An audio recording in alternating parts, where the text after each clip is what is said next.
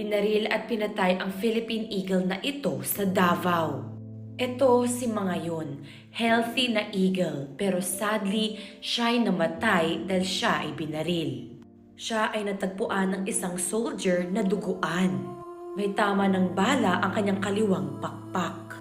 Grabe yung blood loss ni Mangayon, tas yung tinurn over siya sa PEF, dilated na yung kanyang isang mata, partially.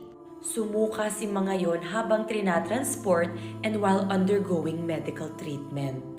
And ayon sa necropsy, na healthy na ibon si Mangayon. Like okay yung mga organs niya, okay yung kanyang health condition. Tas dahil sa isang tao or hindi ko lang kung ilan sila, na binaril siya, nawalan siya ng buhay. Ngayong 2024 alone, siya ang pang-apat na ibon na binaril. Rest in peace Mangayon. Ang pagbabaril sa mga ibon ay hindi